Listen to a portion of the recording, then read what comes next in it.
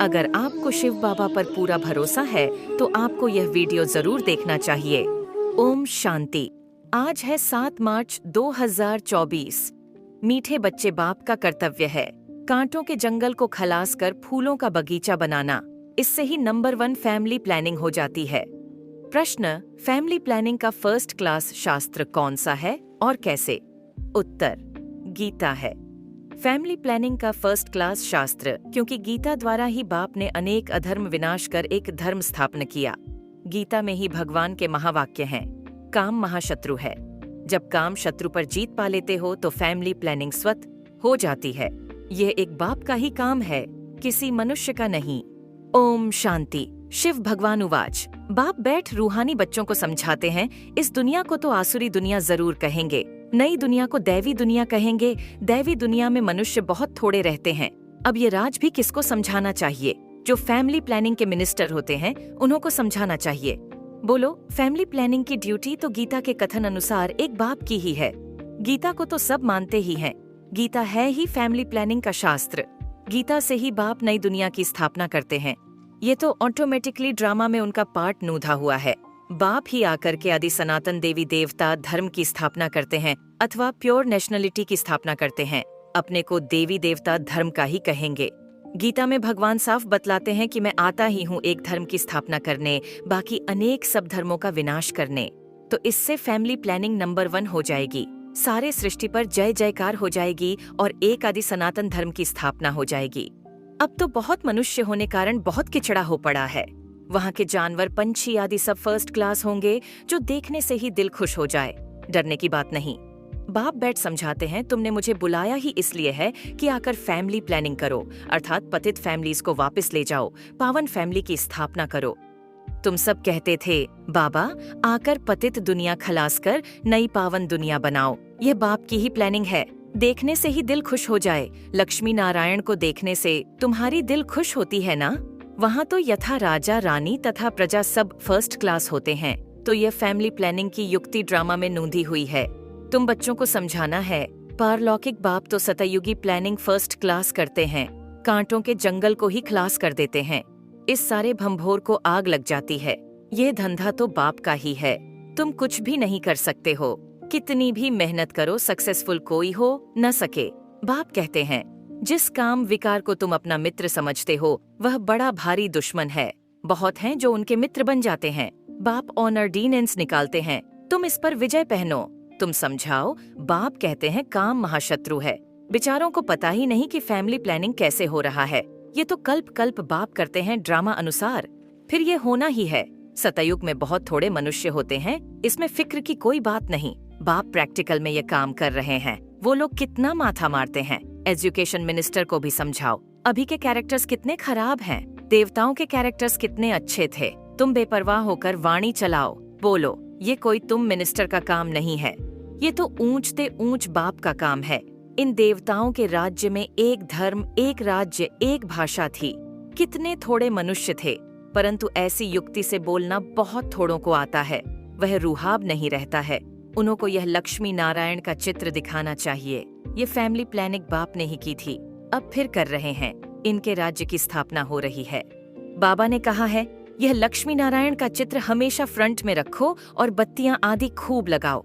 प्रभात फेरी में यह ट्रांसलाइट का चित्र हो, जो एकदम क्लियर कोई भी देख सके। बोलो, हम यह फैमिली प्लानिंग कर रहे हैं। यथा राजा रानी तथा प्रजा, डीटी डिनायस्टी की स्थापना हो रही है। बाकी सब विनाश हो जाएंगे। तुम कहते भी हो कि हे पतित पावन आओ, हमको पावन बनाओ, सो तो बाप ही बना सकते हैं। एक देवी देवता धर्म ही पावन होता है, बाकी सब खत्म हो जाते हैं। बोलो, शिव बाबा के हाथ में ही ये प्लानिंग है। सतयुग में ये प्लानिंग हो जाती है। वहाँ है ही देवता वंश, शूद्र होते नहीं। ये तो बड़ी फर्स्ट क्लास प्लानिंग है। बाकी सब धर्म खलास हो जाएंगे। इस बाप की प्लानिंग को आकर समझो। तुम्हारी ये बात सुनकर तुम पर बहुत कुर्बान जाएंगे। ये मिनिस्टर आदि निर्विकारी प्लानिंग बना कैसे सकेंगे? बाप जो ऊंचते ऊंच भगवान है, वह आते ही हैं ये प्लानिंग करने। बाकी सब अनेक धर्मों को खलास कर देते हैं। ये बात है ही बेहद के बाप के हाथ में। पुरानी चीज को नया बना देते हैं। बाप नई दुनिया की स्थापना कर पुरानी का विनाश कर देते हैं। ये ड्रामा में नूंद है। समझाना चाहिए। बहनों और भाइयों, इस सृष्टि चक्र के आदि मध्य अंत को तुम नहीं जानते हो, बाप बतलाते हैं। सतयुग आदि में न इतने मनुष्य होते हैं, न फैमिली प्लानिंग आदि की बात ही करते हैं। पहले तुम सृष्टि के आदि मध्य अंत को आकर समझो। सदगति दाता बाप ही है। सदगति अर्थात सतयुगी मनुष्य। पहले पहले यह देवी देवता बहुत थोड़े थे। फर्स्ट क्लास धर्म था। बाबा फूलों की फर्स्ट क्लास प्लानिंग बनाते हैं। काम तो महाशत्रु है। आजकल तो इनके पिछाड़ी प्राण भी दे देते हैं। कोई की किसके साथ दिल होती है, माँ बाप शादी नहीं कराते हैं तो बस घर में ही हंगामा मचा देते हैं। ये है ही गंदी दुनिया। सब एक दो को कांटा लगाते रहते हैं। सतयुग में तो फूलों की वर्षा होती है। तो ऐसे ऐसे विचार सागर मंथन करो, बाबा इशारा देते रहते हैं। तुम इनको रिफाइन करो। चित्र भी भिन्न भिन्न प्रकार के बनाते हैं। ड्रामा अनुसार जो कुछ होता है वह ठीक है। किसको समझाना भी बहुत सहज है। सबका ध्यान बाप की तरफ खिंचवाना है। बाप का ही यह काम है।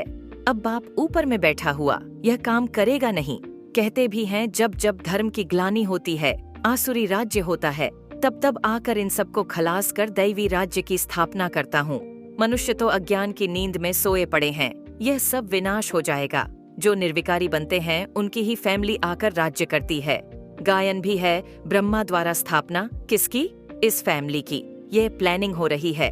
ब्रह्मा कुमार कुमारियां पवित्र बनते हैं तो उन्हों के लिए जरूर पवित्र नई दुनिया चाहिए। ये पुरुषोत्तम संगम युग बहुत छोटा है। इतने थोड़े समय में कितनी अच्छी प्लानिंग कर देते हैं। बाप सबका हिसाब किताब चुकतू कराए अपने घर ले जाते हैं। इतना सारा किचड़ा वहाँ नहीं ले जाएंगे। छी छी आत्माएं जा न सकें, इसलिए बाप आकर गुलगुल बनाकर ले जाते हैं। ऐसी ऐसी बातों पर विचार सागर मंथन करो। तुम रियलाइज करते रहते हो। बाप कहते हैं मैं एक धर्म की स्थापना कराने तुमको रिहर्सल करा रहा हूँ। ये फैमिली प्लानिंग किसने की? बाप कहते हैं मैं कल्प पहले मिसल अपना कार्य कर रहा हूँ। पुकारते ही हैं पतित फैमिली से बदलकर पावन फैमिली स्थापन करो। इस समय सब हैं पतित। शादियों पर लाखों खर्चा करते हैं, कितना शादमाना करते हैं और ही पावन से बदल पतित बन जाते हैं। तुम बच्चों को अब यही ईश्वरीय धंधा करना चाहिए। सबको समझाना चाहिए। सब आसुरी नींद में सोए पड़े हैं, उनको जगाना चाहिए। गोरा बनकर औरों को भी बनाएं तो बाप का प्यार भी जाए। सर्विस ही नहीं करेंगे तो मिलेगा क्या? कोई बादशाह बनते हैं तो जरूर कोई अच्छे कर्म किए हैं। ये तो कोई भी समझ सकते हैं। ये राजा रानी हैं, हम दास दासियां हैं तो जरूर आगे जन्म में कर्म ऐसे किए हैं। बुरे कर्म करने से बुरा जन्म मिलता है। कर्मों की गति तो चलती रहती है। अब बाप तुमको अच्छे कर्म करना सिखलाते हैं।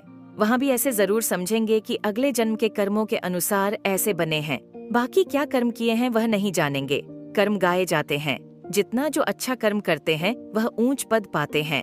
ऊंच कर्मों से ही ऊंच बनते हैं। अच्छे कर्म नहीं करते हैं तो झाड़ू लगाते हैं, भरी ढोते हैं। कर्मों का फल तो कहेंगे ना। कर्मों की थ्योरी चलती है। श्रीमत से अच्छे कर्म होते हैं। कहाँ बादशाह, कहाँ दास दासियां। बाप कहते हैं अब फॉलो फादर। मेरी श्रीमत पर चलेंगे तो ऊंच पद पाएंगे। बाप साक्षात्कार भी कराते हैं। ये मम्मा बाबा बच्चे इतने ऊंच बनते हैं, ये भी कर्म है ना। बहुत बच्चियां कर्मों को समझती नहीं हैं। पिछाड़ी में साक्षात्कार सबको होगा। अच्छी तरह पढ़ेंगे लिखेंगे तो नवाब बनेंगे, रूलेंगे पिलेंगे तो होंगे खराब। ये तो उस पढ़ाई में भी होता है। भगवान वाच, इस समय सारी दुनिया काम चिता पर जल मरी है। कहते हैं स्त्री को देखने से अवस्था बिगड़ती है। वहाँ तो ऐसे अवस्था नहीं बिगड़ेगी। बाप कहते हैं नाम रूप देखो ही नहीं, तुम भाई भाई को देखो। बड़ी मंजिल है, विश्व का मालिक बनना है। कभी किसकी बुद्धि में नहीं होगा ये लक्ष्मी नारायण विश्व के मालिक कैसे बने। बाप कहते हैं मैं तुमको स्वर्ग का मालिक बनाता हूँ। ये लक्ष्मी नारायण सर्वगुण संपन्न थे। आजकल जिनका तुम नया ब्लड समझते हो वह क्या करते रहते हैं? क्या गांधी जी यह सिखा कर गए? राम राज्य बनाने की भी युक्ति चाहिए। ये तो बाप का ही काम है। बाप तो एवर पावन है। तुम फिर 21 जन्म पावन रह, फिर 63 जन्म पतित बन जाते हो। समझाने में इतना मस्त बनना चाहिए। बाप बच्चों को समझाते रहते हैं बच्चे पावन बनो। अच्छा, मीठे मीठे सिकील धे बच्चों प्रति मात पिता बाप दादा का याद प्यार और गुड मॉर्निंग। रूहानी बाप की रूहानी बच्चों को नमस्ते। धारणा के लिए मुख्य सार 1, अपनी अवस्था सदा एक रस अडोल बनाने के लिए किसी के भी नाम रूप को नहीं देखना है। भाई भाई को देखो, दृष्टि को पावन बनाओ, समझाने में रूहाब धारण करो। 2, बाप का प्यार पाने के लिए बाप समान धंधा करना है। जो आसुरी नींद में सोए हुए हैं उन्हें जगाना है। गोरा बनकर दूसरों को बनाना है। वरदान, अपने सरल स्वभाव और शुभ भाव द्वारा भोलानाथ बाप के प्यार का अनुभव करने वाले आकर्षण मूर्त भव भोलनाथ बाप को सबसे प्रिय भोले बच्चे हैं। भोले अर्थात जो सदा सरल स्वभाव, शुभ भाव और स्वच्छता संपन्न मन और कर्म दोनों में सच्चाई और सफाई वाले हैं। ऐसे बच्चे आकर्षण मूर्त बन बाप को भी अपने ऊपर आकर्षित करते हैं। भोलानाथ बाप ऐसे सरल स्वभाव भोले बच्चों के गुणों की माला सिमरन करते हैं। भगवान को भोलापन प्यारा है। आप बच्चों ने अपने भोलेपन से ही भगवान को मोह लिया, उन्हें अपना बना लिया। स्लोगन: अपने चेहरे और चलन से गुण व शक्तियों की गिफ्ट बांटना ही शुभ भावना, शुभ कामना है।